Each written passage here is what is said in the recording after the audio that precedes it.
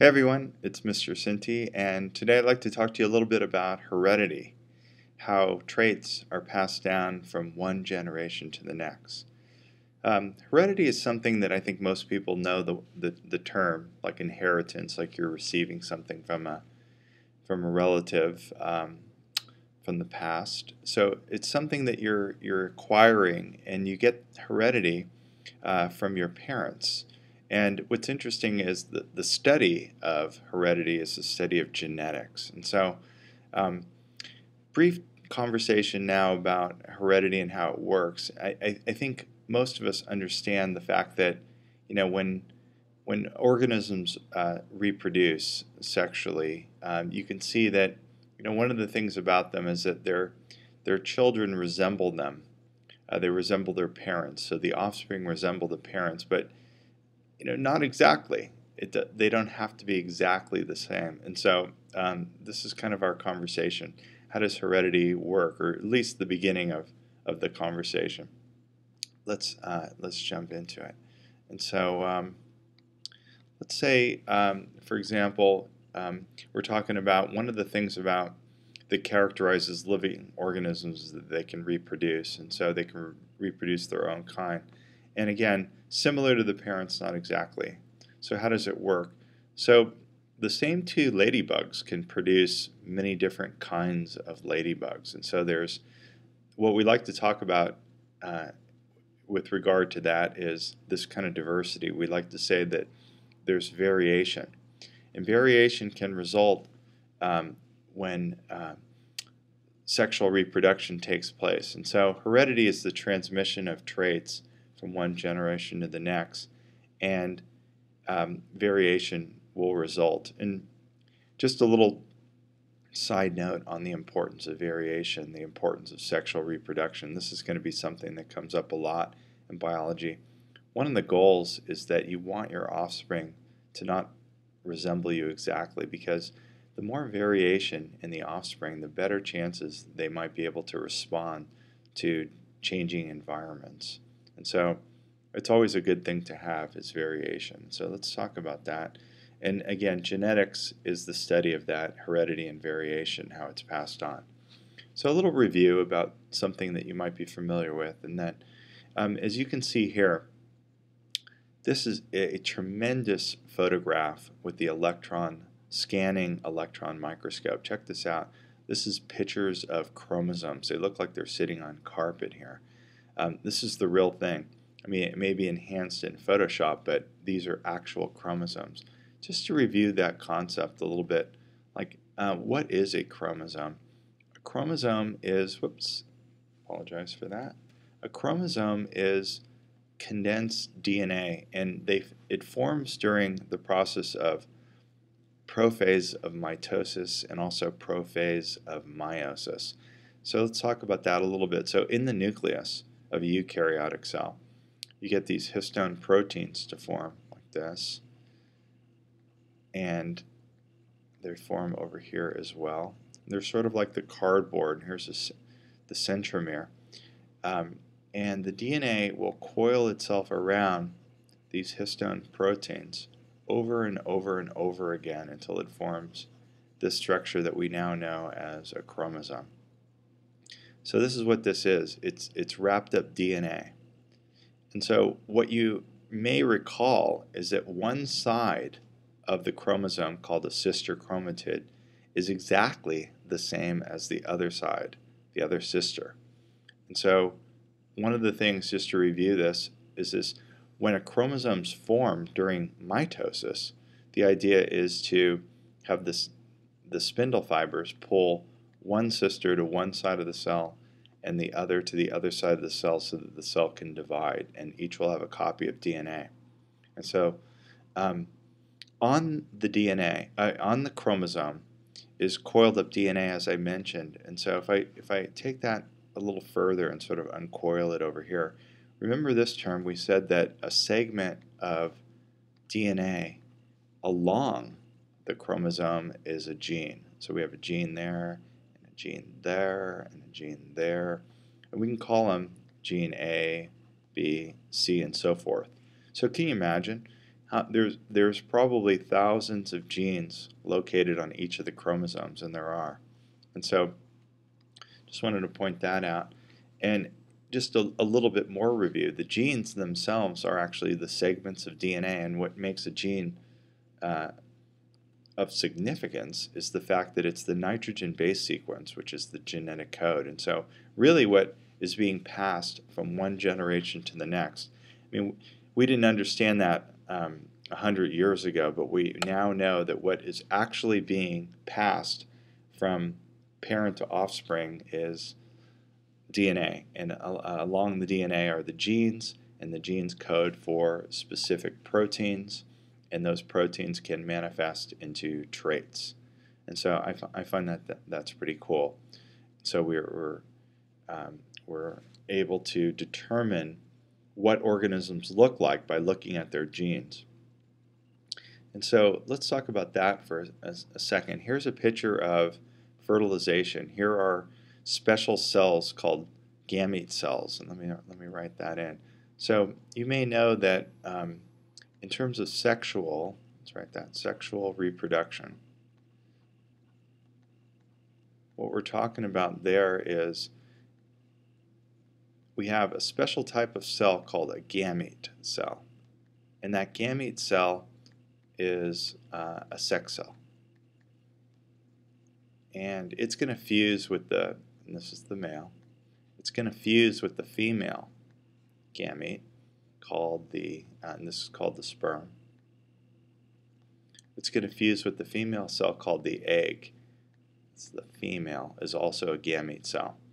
And what happens is a little bit of the DNA from the father is going to mix with the DNA of the mother, and the sperm is going to fertilize the egg, and the result of the fertilized egg is the zygote.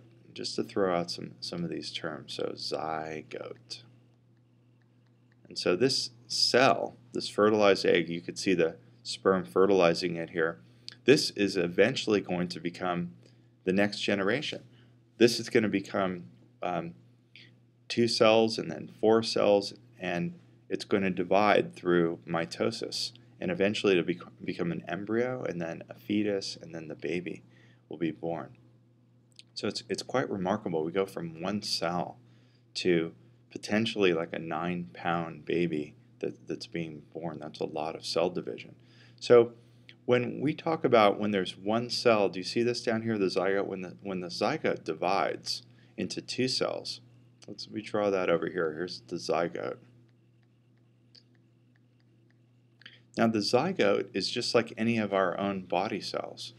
And so when this divides, it divides through, it prepares to divide through mitosis. And then the cells divide through cytokinesis, as you know. And so it produces 2 daughter cells that are exactly the same as the parent cell. So this is also reproduction. This is also reproduction, but it's not sexual. It's just that these cells are dividing and producing identical cells. They're clones of one another. This is what we would call over here asexual reproduction. So in other words, these are all identical. This is the process that we have been studying so far, which is the chromosome forms like this, and then one goes to one side, one goes to the other side, and there you have it. These cells are all identical. But I'd like to get into a conversation a little bit about this sexual reproduction and how that's all going down. And so let me take you away from this for a moment and come up here and see if I can come up with this screen. And let's talk about this for a second. And so I said before that the sperm, now this is the cell membrane, and the sperm have these interesting long protein tails called the flagella that help them swim in order to find the egg. Fertilization is going to take place for a human inside the female body in the fallopian tube. So here is the female egg. Go like this. And so let me characterize the DNA inside the nucleus here as being blue, like this, for the female. And let me characterize the male as being, over here, symbol, as being red, like this. And so what's interesting is when the sperm meets the egg and fertilization takes place, let me show the resulting zygote. I think this is going to be kind of interesting, zygote. And so what happens is when those two come together, let's just break this organism down. What is inside this? I say DNA, but what is that? And so let's just look at this. Now, for a human, it turns out that there's 23 pieces of DNA inside here. 23 strands of DNA. That's very important. 23 strands. But I'm not going to go 23 strands. I'm just going to say that this is a made-up organism. And inside that sperm right here, it's going to have one big piece of DNA, a medium-sized piece, and a small piece. So there's going to be 3 strands that make up that male DNA right there. 3 strands. So when it fertilizes, and when I say fertilizes, I'm talking about how these two are coming together. I'm just going to make this ridiculous. So these things are coming together like this. And so here's the zygote cell down below, the fertilized egg. So this is coming in and this is coming in. As it turns out right here, along these 3 pieces of DNA that this creature has are contained all the genes. So I can go right down the line. I'd say it's A, it's B, C, D, and they each have their own location or locus. Now, of course, the genes that are on the big strand are not repeated. This is sort of like a suitcase. You have a big suitcase, a medium one, and a small one. Obviously, what's in here is not in here and here. I say obviously, E, F, G, H, I, J. Let's go J right there. So let's say that this is the number of genes that this organism has, these 3 pieces. And so what we say about this is that we say that N represents the number of different pieces of DNA. So we're going to go 1, 2, 3. 3 pieces of DNA. So this is the complete DNA. So this one set of DNA, we're going to refer to this as a term. Let me introduce this. It's called haploid, or it literally means one set. Sometimes it's called mono, which means one, monoploid, but haploid is the more common. So it's one set. So this cell is N, right here, one set of DNA. And the female, you might have guessed it, is also considered to be haploid. The gamete cell is haploid. And so when the zygote is formed, she produces this big piece as well, and the medium piece, and the small piece. And so the zygote has 2 sets of DNA. This is really important. It has the father and the mother. So what I'm telling you is that all of our cells in our body have a father piece of DNA and a mother piece of DNA. You have 2 sets of DNA. So this is one set, this is the other set, and so let me go green here, like this. So these 2 sets of DNA, the haploid and the haploid, the 2 sets, right down here, the 2 sets of DNA is considered to be diploid, or 2 sets of DNA. So the zygote is a diploid, 2N. It's both, it has father and the mother. So you ready for this? All of our cells are diploid in our body. Our cheek cell, our nose cell, our heart cell, our kidney cell, our bone cells, our white blood cells, they're all diploid. We're a combination of half of our father and half of our mother DNA. So all of our bodies are made up, and the Greek word for body is soma. So these are known as somatic cell. All of our body cells are somatic cells. These 2 are special. They're called gametes because they're haploid. Now you may be wondering, You're like, well, you just said the whole body is made up of somatic cells. Yes, except for the sperm and the egg. And this is going to be our conversation next time, which is how do you form haploid cells? And that process is, you might be familiar with it in some sense, is called meiosis. But I want to get back to this. So do you see how this big red piece and this big blue piece they're very similar? And what we say is they're similar not only in shape and in size, but they're similar because they contain the same genes. So the father and the mother have the same genes. Did you know that you have 2 copies of each gene in each one of your cells? You have 2 copies of the gene. So what I'm saying is these chromosomes, this guy and this guy, are referred to as, since they're the same, we can use this term, homologous. So they're homologous, you like that? Homologous pairs. So in this case, there's one homologous pair, there's a second homologous pair, and there's a third homologous pair. So in this pretend organism, there's 3 homologous pairs. The N, number of pieces of DNA, 3. The 2N number, of course, 2, 4, 6. This is a diploid number of 6. Now, this is pretend. Like for a human, this would be 23, and this would be 23, and so collectively it would be 46. So we'll get back to that. I think you might be familiar with it. So check it out. If I said the genes are the same between the father and the mother, they are, but they may not be exactly the same nitrogen base sequence. So check this out. If this is gene A, over here, it's gene A. If this is gene B, this is also gene B, but maybe it's slightly different because perhaps during replication or some other reason why there was a mutation, there might be a slight difference in nitrogen base sequence between this gene and this gene. They're still the same gene, but I'm going to give it a lowercase b, showing that there's a difference in the nitrogen base sequence. Now, dying to use a term here, but I'll hold off on it just for a second. So say this one is the same, capital C, and then this one's the same, capital D, and then this one's different. Say it's little e. And say down here it's F, G, say it's a little different, H, I, and J. So some of these are the same, some of them are different.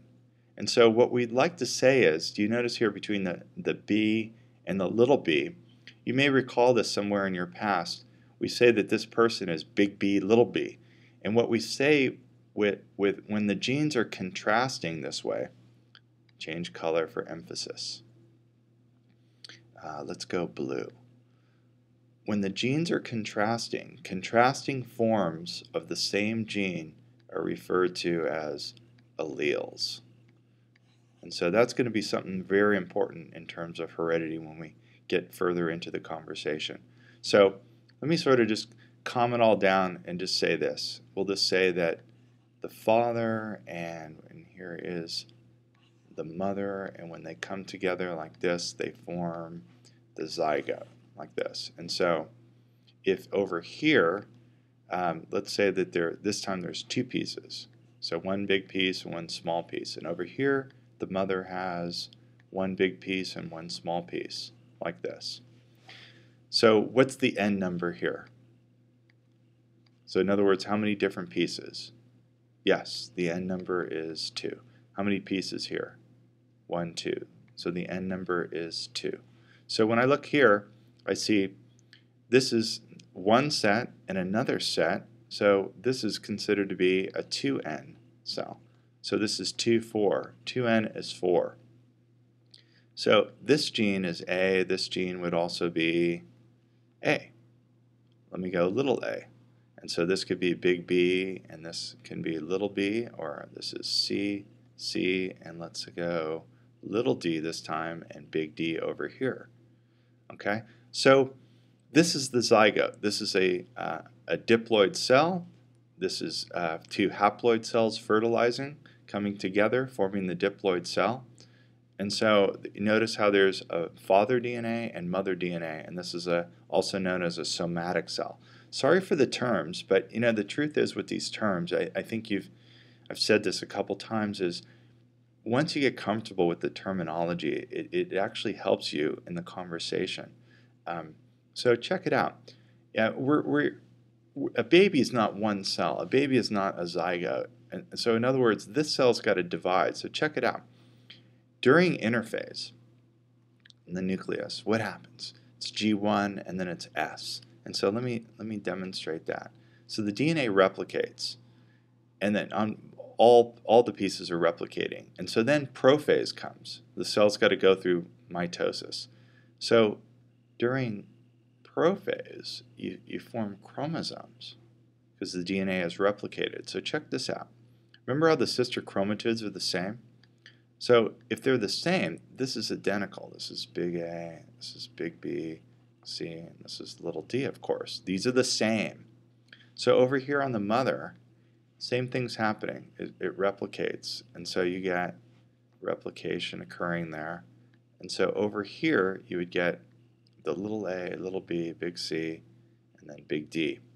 And so here's prophase. But when we talked about prophase before, I never really got into like putting these letters or putting these alleles down like this between the homologous pairs. I never mentioned that before. So what happens is, do you mind if I don't continue writing that because it's a little busy?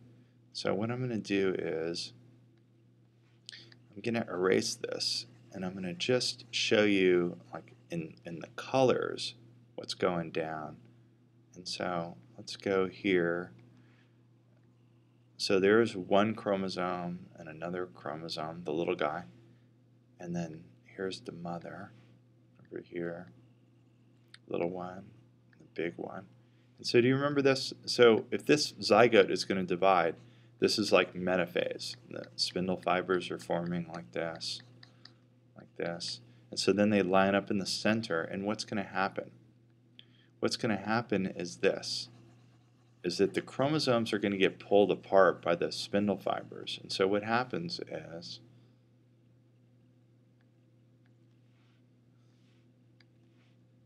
one of the big pieces goes this way, and the other of the big piece goes like this of the mother. Remember, it was a chromosome, so they separate. And then other little piece from the mother goes over here, smaller one like that. And then the male, this piece goes over there, and this piece goes over there, this piece goes over here. And so when this cell divides, it pinches in like this. The cell's going to divide into two. So it's cytokinesis. Look what you have. You have, again, a diploid cell and a diploid cell, because it has both this pair and this pair, this pair and this pair. And these two are identical. Why are they identical? I'm not sure if I'm going to be able to recall this perfectly, but if this was big B and this was big B and C and C, of course these were homologous pairs. I'm sorry, these were sister chromatids, and so they separate. And so what mitosis does is it creates identical clones. It creates daughter cells that are both diploid. And so my question to you is, how do you go from this down to a haploid cell? Yeah, it's kind of mysterious. So it's going to be a little bit of a cliffhanger, because I'm not going to per se discuss it in this segment. But I'll just say this, is that fertilization between the sperm and the egg creates the offspring. And what's interesting is each organism, I was sort of playing around saying that the haploid number was 2 or the haploid number was 3. The human has a haploid number of 23, so the diploid number is 46. Each species has its own characteristic haploid number. And so along those chromosomes are the genes, and they each have their own spot or their own location, or if you will, their own locus. And there's thousands of genes on each chromosome. And so, to summarize this conversation, I want to say that there's really two kinds of reproduction going on in our body. There's asexual, which means that the cells just simply divide through mitosis. And you know what's interesting is that some organisms will completely reproduce asexually. In other words, like this marine organism called a hydra, this is its offspring down here. It literally like just buds off. In other words, the cells just divide and produce an offspring. And so, and that's kind of interesting. And then in sexual reproduction, it creates variation because it's a blend of both the father and the mother, resulting in a diploid cell. So both of these are great. Asexual produces like cells, and sexual produces different cells. So there's continuity and there's change. And so there's a lot of implication to this. And then finally, you know, when the two parents give rise to the offspring, it's unique. And so it's never been that particular combination ever before. And let me finish with this slide. Of course, it's a redwood. And let me talk about this for a second. The redwood tree, if you've ever been to the redwood forest, you'll notice that on the base of a tree, there's these big like buttresses, these big sort of tumor-like structures called burls. And from these burls, the redwood is, the redwood is able to produce these little kind of shoots. These little saplings come out. And these little saplings that are coming out like this on the bottom are basically the result of asexual reproduction. These are clones of the original tree. So this is not sexual. Like this can grow up into a big tree. And so even when the parent dies, maybe the big fire comes or something, or it topples over, these trees that remain sort of like in a circle around the parent are all genetically the same. So sometimes they're called fairy rings or a family circle. And what's interesting is at school, we're actually investigating this genetically. I'm telling you that they're identical. Like in other words, these daughter trees they're genetically the same as the mother. But in fact, no one's ever tested their DNA and sequenced it to show that to be the case, that they are clones. And we're actually doing that in our lab. It's pretty cool. So redwood trees can produce asexually. And so these are identical. And so that can be pretty good. It's a quick way to reproduce. It's pretty cost efficient. But the children will all be genetically the same. And that's fine if the environment stays the same. But redwood trees can also reproduce sexually as well. They, if I add it up here, they will produce pollen. And they also produce a cone, sort of the size of an olive.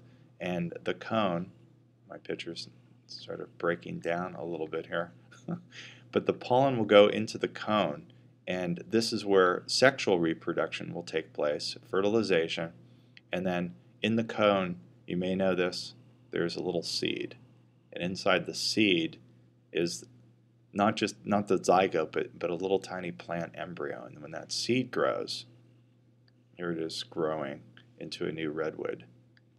This. So this is sexual. So this tree is different than the parental tree. And like, where did that pollen come from?